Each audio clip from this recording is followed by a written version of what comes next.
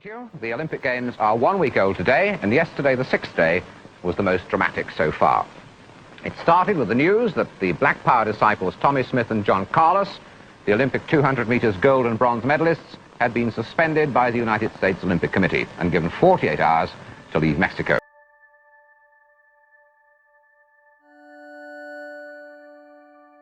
The 1960s was a decade of racial strife, conflict, and progress in America. African Americans fought and died for the right to exercise their constitutional rights to the fullest extent. Leaders such as Stokely Carmichael advocated protecting one's rights through the right to bear arms, while Martin Luther King Jr. took a completely nonviolent approach to changing attitudes and legislation. While civil rights ideologies and strategies varied widely, the 60s cemented the fact that 100 years after abolishing slavery, a vast racial discrepancy remained in America. Images and messages were produced, one of the most famous of which coming from the 1968 Olympic Games.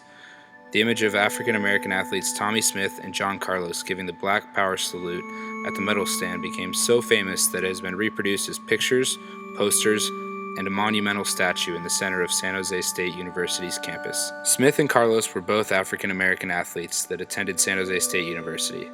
They each ran track events for the U.S. at the 1968 Olympics in Mexico City during the heat of the Civil Rights era. Smith and Carlos took first and third respectively in the 200-yard dash, while Peter Norman, an Australian, took second.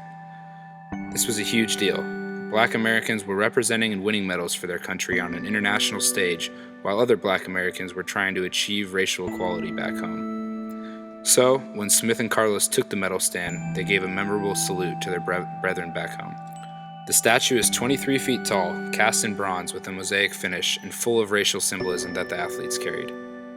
Each athlete has his fist raised high in the air as a salute to Black power and racial progress.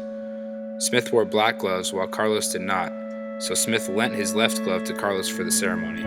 This is why they have opposite hands raised. Smith also wore a black scarf symbolizing racial pride and carried a box with an olive tree branch, a symbol for peace.